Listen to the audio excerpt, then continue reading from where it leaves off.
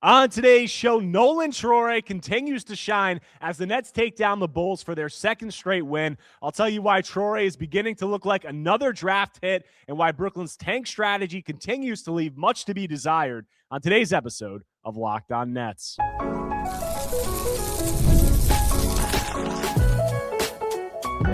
You are Locked On Nets, your daily Brooklyn Nets podcast. Part of the Locked On Podcast Network, your team every day.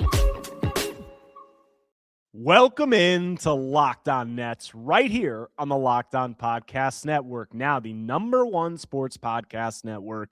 It's your team, the Brooklyn Nets, every single day. I'm your host, Erik Slater, Brooklyn Nets beat reporter for ClutchPoints.com. Thank you for making me your first listen of the day. The show is 100% free on all those great platforms. Today's episode is brought to you by FanDuel. The winter games are on, and there's no better way to follow them than with a bet on FanDuel. FanDuel, play your game. And on today's episode, I'm going to be recapping Brooklyn's 123-115 win over the Chicago Bulls on Monday at Barclays Center. This marks back-to-back wins for the Nets, their first time in nearly 6 weeks. And this win comes despite Michael Porter Jr. and Yegor Dioman sitting. The Nets sat both of those guys out following their win over the Washington Wizards on Saturday. So there was a clear agenda at play here. This did not seem like a game that the Nets necessarily wanted to win, and yet they come out with a victory. And I'm going to talk about the tank strategy, how I think, the way that they approach this leaves some things to be desired. But the biggest reason that Brooklyn was able to come away with the win and the reason their offense was able to stay afloat with Porter Jr. and Yegor Dioman out, Nolan Traore, who continues to play a very efficient, a very confident brand of basketball since entering the Nets starting lineup. And Nolan, frankly, looks like he may be Brooklyn's second confirmed draft hit after Yegor Dioman. The jury's very much still out on all these guys, but Nolan is beginning to look like a guy who is going to have a future in the NBA, or you can at least feel really good about having a future in the NBA. And you look at in this one, he just looked like one of the best players on the floor in this game. He finishes with 13 points on 5 of 11 shooting, with 13 assists and 3 turnovers. And he really was doing it all offensively for the Nets, especially from a playmaking standpoint. The Nets were playing a Bulls team in this game that is somewhat out of sorts. They obviously traded. I think they made 7 trades at the deadline or something crazy like that. They're welcoming a bunch of new guys into the fold with, Gershon Yabusele, Colin Sexton, Anthony Simons, just a lot of moving pieces there. And they were shorthanded in the front court, something I'm going to talk about later. But they looked like they had no answers for Nolan Traore offensively. I mean, Nolan, the game is just starting to slow down for him. And you talk about Nolan, you know that he was billed as one of the fastest players, if not the fastest player in the draft coming out. The Nets were able to nab him at 19, and he's really been able to, after a slow start where he wasn't looking very confident during his preseason action, his early NBA action, he went down to the G League, gained some confidence, came back up, and he slowly and steadily, since re-entering the Nets rotation, looked better and better and better to the point where he's become the Nets' bona fide starting point guard alongside Yegor Dioman, who didn't play in this game. But Nolan is just starting to look like a guy who on a night-to-night basis is just more comfortable. And I think a big part of that is Nolan starting to play with more pace. And you're starting to see that, with the game slowing down for him, the way that he's playing, the way that he's being able to operate when he gets downhill is the biggest part of that, in my opinion, because Nolan is a walking paint touch. Like, that is what he was advertised as. And it's true, because with his speed, his ability to just blow by defenders, his ability to turn the corner on pick and rolls, he gets down into the paint at will in the half court and in transition. The question earlier in the season for Nolan is, what do you do once you get there? And that was where Nolan was struggling a lot earlier in the season. And we saw him earlier in the year when he would turn that corner, when he would get a blow by, and he had that big man often in drop coverage, he would just beeline to the rim and take off 100 miles an hour, going straight at that guy's chest. And Jordan Fernandez spoke about that earlier in the season, and he said, that's not an intelligent way to go about it, whether it's Nolan, whether it's Yegor, whether it's whatever player you want to talk about on the Nets, trying to attack big men in the NBA full speed, especially when you're largely a below-the-rim player like Yegor is, like Nolan is, like some of these other Nets guys are. That's not the way you want to go about it. And the way you do want to go about it is once you create that advantage, once you get that paint touch, you want to play with more pace. And I've spoken about that with Nolan, also with Yegor, but especially with Nolan, a guy who's as fast as he is. the ability to slow down, the ability to play with pace, the ability to change your cadence, to be able to go from slow to fast, fast to slow. And we're starting to see Nolan do that once he gets into the paint. We're starting to see him, snake a pick and roll and really put guys in jail, get to different parts on the floor, Nash dribble around the baseline, kind of slow himself down, take a little sidestep dribble to see where the shooters present themselves, to see if the lob opens up, all of those things. He's starting to do that. And with him starting to do that, the vision is real. And we saw that even before, Nolan was really playing with this pace. You saw flashes of it, and you saw it tonight. He's just starting to hit on a variety of different passes, whether you talk about in the pick and roll, the lobs, he's starting to connect with Nick Claxton and Daderon Sharp, where the rhythm and the timing was a little bit off earlier in the season. It's starting to get there. Whether you talk about the skip passes, he is very, very good. One of the best, young guards that I've seen throwing the skip pass in a while. And whether you talk about just him being set up on the wing or the top of the key, being able to skip over the defense, whether on a live dribble read when he's getting downhill and he sees kind of the low man rotate over. We saw him hit a couple of really nice skip passes to the corner in this one to set up threes for Noah Clowney and Zaire Williams. And then you're also seeing him in transition, being able to get out in transition, which we haven't even seen him do that much yet. And that might be the best aspect of his game. Nolan shot very efficiently. He was one of the most efficient players entering the draft last season in terms of finishing in transition, in terms of facilitating in transition. And he's really looked like a significant positive, despite not even playing in transition that much. So I think that you look at Nolan, and he just has a lot of NBA skills right now. He's also starting to finish better. We're starting to see him finish some floaters. You're getting that touch in the mid-range. You're getting that touch around the rim. So all of that is a positive, because if you look at the skill set, Nolan, it's clear that he has vision. It's clear that he's an advantage creator. If he can, finish well, get the touch going and some of those things, he's scrappy defensively, 6'4", 6'8" wingspan, obviously very quick, is going to be able to add muscle to his frame. You have all of that stuff. The only thing that is really the big question is going to be the three-point shot. And he was 0 of 2 from 3 tonight. He hasn't shot it well overall. He's had some encouraging stretches, particularly in the G League. But the three-point shot is going to be a question. But Nolan isn't necessarily like a Ben Suraf or like a Danny Wolf, where you feel like if they don't develop the three-point shot, that they're just not going to have a role in the NBA long-term, because of the ability that Nolan has to be a walking paint touch, to play in transition, the things he can do as a facilitator, as a defender. I think that he's going to have a role in the NBA. The three-point shot, though, is obviously going to be a big determining factor in his ceiling. So we'll see how that comes along. But the fact that Nolan isn't shooting well from 3 yet, and he's not really even a significant three-point threat yet that defenses are respecting. The fact that that is the case, and he's able to play the way and produce the way that he's produced since entering the starting lineup, a major positive. And, you look at Nolan and you take a step back. He was a guy who, at this time last year, or, entering the season last year, was billed as a top 5, top 10 draft prospect. And obviously he had his struggles in St. Quentin in France last season. And then he falls to the Nets at 19. But the Nets made a lot of upside bets in this draft. You talk about Yegor Dioman. They obviously thought he was an upside play. Nolan Traore, Drake Powell, a guy who was billed as a lottery talent, one of the top players in the country. They took a lot of those swings and a lot of those dart throws with them making 5 first-round picks, and Nolan was one of them. And it's starting to look like that may be a hit at 19 overall. And, last thing I want to say, I talk about, Nolan playing with pace, his ability to be a walking paint touch and advantage creator. I asked him about it after the game, like, what has been the biggest difference from you reading defenses and how you were playing overseas to how you're playing now? And the thing that Nolan pointed to was, he said the spacing is much better in the NBA, and that he has more room with his speed to get downhill and to do some things with NBA level shooters around him. And you listen to the Scout series, if you watch the Scout series and then that's posted on YouTube, one of the main things that their main scout who scouted Nolan said was that he feels that his speed and his advantage creation was a real NBA skill that was only going to be accentuated with NBA spacing. So the fact that you're starting to see that, the fact that Nolan is able to do all of this, despite not really being a high-level three-point shooter or even a decent three-point shooter yet, major positives and really nice to see. The other guy that I want to highlight quickly in this one is Noah Clowney, who also had a very big game. Nick Claxton did too, but we're going to talk about that in the second segment in regard to the Nets tank strategy. But Noah Clowney in this one, 22 points, 6 rebounds, 7-11 from the field, 4 of 6 from 3, 4 of 5 from the free throw line. And this is a second straight game that Nolan has put together a good performance. And this was his best performance in a while. And just positive to see from Noah Clowney, because we all know that He had a really, really encouraging extended stretch earlier in the season. And then as of late, he had been struggling for like a 20-game sample size, from the field, from three, just offensively overall.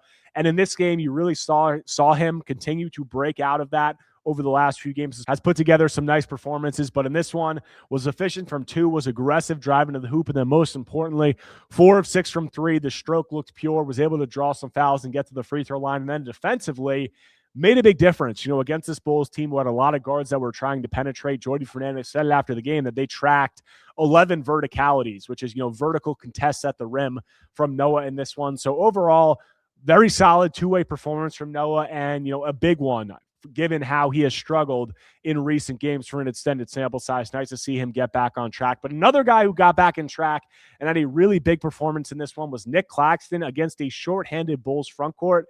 And despite the fact that this was a game that the Nets signaled they wanted to lose, they kept Nick Claxton in this one, and they played him big minutes, and they end up picking up a win that causes them to lose more ground in the draft lottery standings. So what are we making of the Nets' overall tank strategy compared to some of the other teams in the league, and what did we see from Nick in this game? I'll get into that when I continue Locked On Nets after a quick break. Guys, shoot your shot on Prize Picks and get $50 instantly in lineups when you play your first $5. That's right. Prize Picks is giving you $50 in lineups when you sign up and play your first $5 lineup. Prize Picks makes every dunk, every dime, and every board that much more exciting. It's America's #1 app for sports picks. Prize Picks is simple to play. You just pick more or less on 2 to 6 player stat projections, and if your picks are right, you can cash in. You can choose from basketball, baseball, hockey, soccer, UFC, and more. Plus, they've got features like early payouts and flex play, so you've got options while the games are still happening. Guys, you can download the app, and you'll be surprised how easy it is to get started. It takes just a couple minutes to build your first lineups. You can make NBA lineups around players you already follow, picking more or less on points and assists, and it honestly makes every possession way more fun to watch. And it's available in all 50 states, so it's easy for anyone to just jump in. Download the PrizePicks app today and use code LOCKEDONNBA to get $50 in lineups after you play your first $5 lineup. That's code LOCKEDONNBA to get $50 in lineups after you play your first $5 lineup. PrizePicks. It's good to be right. Coming back from the break, continuing today's Locked On Nets episode, talking about Brooklyn's 123-115 win over the Chicago Bulls. And this is a tanking Nets team. We all know it. No ifs, ands, or buts about it. And despite that, this is their second straight win in a second straight game that, I think that there was something left to be desired in terms of tank strategy. And I'm just frankly going to say it that I think that the Nets are misplaying their hand in these last few games in terms of the tank strategy that they're going with. Because we saw it in the Washington game. The Washington sat out. I went over that on my last pod. They sat out 9 guys in that game. They had no real significant players. Like most of their top guys were not playing. And despite that, the Nets played everybody. And they cruised to a win over Washington. And maybe you can say they weren't going to lose that game no matter what. I don't necessarily subscribe to that theory, but you say this Bulls game was a much more attainable tank loss out of those two. So the Nets go for it a little bit more in this one, and they sit Yegor and MPJ. And look, if the Nets are sitting Yegor and MPJ and they win a game, I don't think that you can have too many complaints about it. I'm not going to sit here and say it's malpractice or anything along those lines. The Nets did get high-level performances from a lot of rookies in this one. Nolan Traore, Drake Powell, Danny Wolf all played well, so you like to see that. Noah Clowney, another young guy who played well. But the gripe that I have with the Nets' tank strategy in this game is that I said they clearly signaled that they did not want to win this game by giving MPJ the night off, by giving a 19-year-old Yegor Dioman a night off. And despite that, the guy that needed the night off the most probably in terms of limiting the Nets' ability to win this game was Nick Claxton. And the Nets play him, and not only did they play him, they played him 30 minutes in this game. And you look at this game, if you're looking at the Nets and you're the Nets and you're trying to determine who are the guys we should sit out for this game, what is going to give us the best chance to lose this game, you have to know that you're playing against a Bulls team that does not have Zach Collins. They traded away Nikola Vucevic. They have Jalen Smith is also out. The only centers that the Bulls had available were Nick Richards, who is not at all a high-level center, and Guerschon Yabusele, who's not even a center at all. So the Bulls are playing this game effectively without one starting level center. And despite that, the Nets play both of their centers, Nick Claxton and Day'Ron Sharpe. And Nick Claxton goes off in this game. He has a season-high 28 points, 6 rebounds, 9 of 11 from the field, and he plays 30 minutes in this game. And if you're the Nets who are trying to tank, That just doesn't make any sense to me. First off, playing him to begin with, it was the most predictable thing ever when you saw that the Bulls did not have a high-level center or starting caliber center playing in this game. It was very predictable that Nick Claxton was going to have a very good game in this one, or that at least one of Nick Claxton or Day'Ron Sharpe, if not both, were going to have high-level games. So when you know that's the case and you know the Bulls are lacking this front court depth, why is Nick Claxton not one of the guys who's sitting if you are trying to lose? And in the case where he's playing really well for most of the game. Day'Ron Sharpe actually struggled in a big way, which was a surprise in this one. Day'Ron finishes with 6 points, 7 rebounds. He was 2 of 8 from the field. He was -9 for the game in only 16 minutes. And Nick Claxton was playing much better, and he plays 30 minutes. So if you're going to play Nick Claxton, which probably isn't the right move to begin with, but then you see over the course of the game that he's playing really well and Day'Ron Sharpe is struggling, why is Nick playing 30 minutes and why is Day'Ron only playing 16 minutes in a game that you're supposedly not trying to win, which you signaled by keeping MPJ and Yegor Dioman out? It doesn't make much sense. Like, you just look at the Nets lineups in this game. You look at the way that some of these other teams around the NBA are approaching the tank right now. Like, a good example of these last couple of games is the Utah Jazz, the team that is nipping at the Nets' heels in the draft lottery standings. In their last game, or their last game before tonight, they sat Lauri Markkanen and Jaren Jackson Jr. out for the entire fourth quarter. They lose that game. They did the same thing tonight. They sat out Lauri Markkanen and Jaren Jackson Jr. for nearly the entire fourth quarter in their game against the Heat. And they actually end up squeaking out a win. They were winning by 3 entering the fourth quarter. They sit both of those guys out. They go down in the final minutes, and Bryce Sensabaugh hits a 3 to give them the win, which was really a lucky break for the Nets. But you see that. You see the Utah Jazz holding their two best players out during a game for the entire fourth quarter. And look, I think tanking is gross. I think that that's a gross decision, but it's an example of a team getting a little bit shameless and doing whatever they need to do to try to stack some losses. We saw the same thing with the Washington Wizards when they played the Nets. They sat out effectively their entire rotation. You're seeing some other teams do stuff like that. The Indiana Pacers have sat out their entire rotation in recent games. You're seeing teams get shameless. And the last thing that I said when I did my episode on Saturday following the Nets win over the Wizards was I questioned whether the Nets were going to be able to go to the lengths that they need to maintain or gain ground in the draft lottery standings. And you see it in a game like tonight.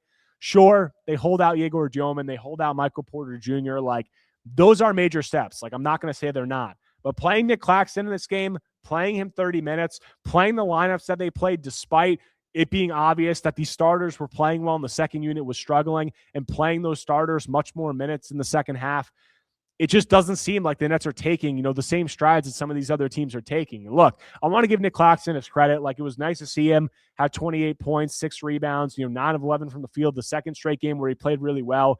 But you look at these last couple of games, he did not play a starting caliber center in either of those games. So nice to see from Nick Claxton, but overall, just the Nets' whole tanking strategy. I said it on the last episode, and I'll say it again tonight. They're going to have to take a look in the mirror. They're going to have to say, how shameless do we want to get?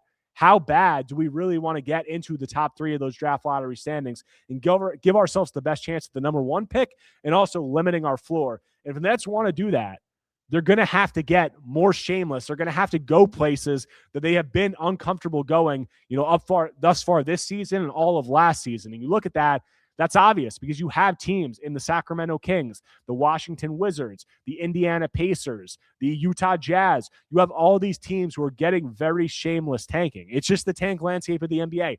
This is a really good draft. A lot of teams are going to do everything they can, especially with some of the pick protections that these teams have. When you look at Utah, owing 1-8 to Oklahoma City. You look at the Pacers now owing 1-4 to the Los Angeles Clippers. You look at the Washington Wizards owing 1-8 to the New York Knicks. All these teams are going to get really aggressive. And, the Nets do have some separation in terms of the draft lottery standings. You look on Tankathon, thanks to the Jazz winning, they're 1 game ahead of Utah for 5th. But you look at beyond that, they're 4 games ahead of Dallas, and they're 4 games ahead of Dallas, and they're 5.5 games ahead of Memphis, who are in 7th and 8th. So realistically, the Nets, draft lottery range should be probably 2 to 6, I would say, because I don't think they're catching Sacramento, who's in 1st. I don't think they're falling. I don't think they're going to get caught by Dallas, who is 4 games behind them. So you'll say 2 to 6. But the difference between like 3 or 4 and 6, it's a big difference in terms of percentage points, in terms of your floor. So will the Nets go those lengths? we'll see on Wednesday. Like, their next game is going to be a critical tank matchup. They're going up against the Indiana Pacers, who are second in the draft lottery standings, or 2.5 games ahead of the Nets right now. So the Nets have an opportunity not to fall further and potentially fall into a tie with the Utah Jazz for fifth.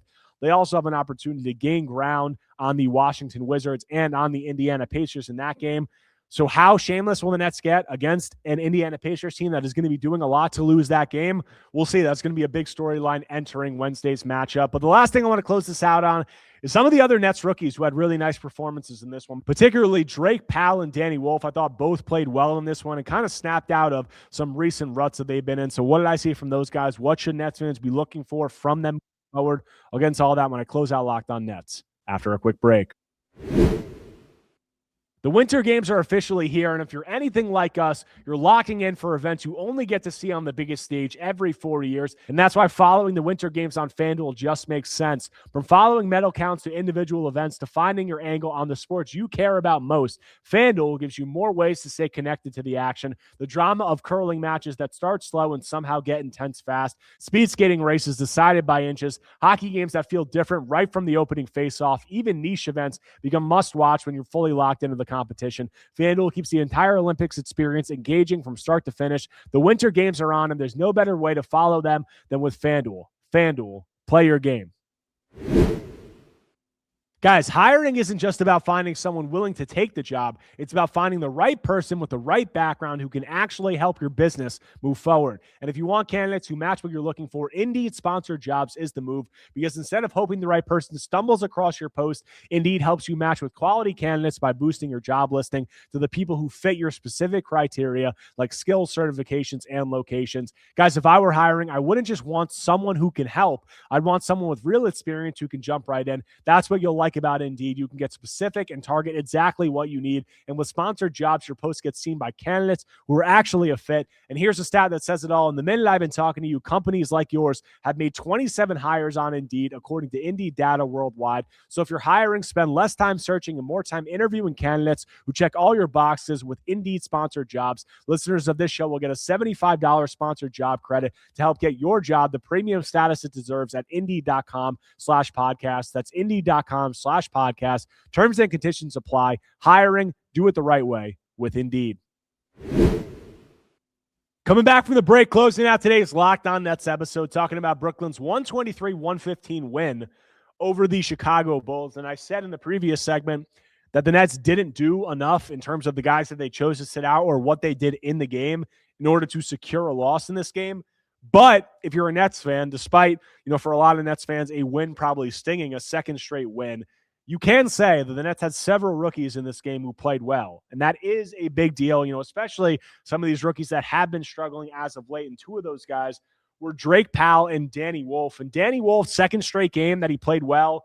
The Wizards game was probably the ultimate get-right game for him with a lot of, Washington's top players sitting. But he snapped out of a big rut in that one, and he turned in another productive performance in this one. You look at Danny, he had 13 points, 6 rebounds, 2 assists, 1 turnover, 3 block shots, and 2 steals in this one. So really stuffing the stat sheet. Was 5 of 7 from the field, 2 of 2 from 3, 1 of 2 from the free throw line. He was a plus 15. So Danny, just a nice performance overall. I thought that he looked confident. I thought that he looked fluid out there. And I think that the 3-point shot starting to fall. He hit 2 threes in this one, a couple of which, both of which I thought were pretty difficult looks actually. So nice to see him get the 3-point shot going.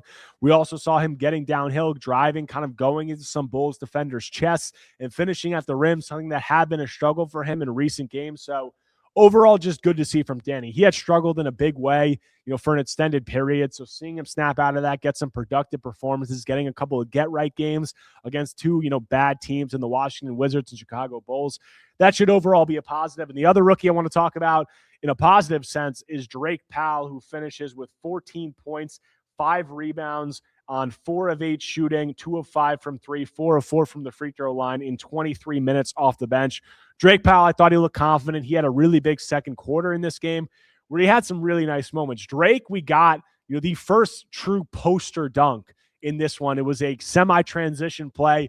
Ben Surratt threw it, kind of got deep in transition, threw it back to a cutting Drake Powell down the middle, and Drake Powell went, and I think it was Nick Richards, just elevated with that, 42, 46-inch vertical, whatever it is, went over the top and threw it down over Nick Richards, got some oohs and ahs from the Barclays Center crowd, got, a bunch of oohs and ahs and a lot of animated reactions from the Nets bench. So that was nice to see. I asked Nick Claxton about it after the game, and he said that the Nets have been waiting, for Drake Powell to get a dunk like that. He said that Drake had dunked on him in practice, but they've been waiting for him in the game, and that it was about time that Drake got one. So it was nice to see an athletic pop like that. We've obviously spoken about the lack of athleticism that the Nets had, the lack of force that they've played with overall in recent years, and they got a rookie in Drake Powell who had that kind of athleticism, and you see it in this game. I mean, that was like one of the biggest Nets poster dunks that you've seen in a long time. So that was nice to see.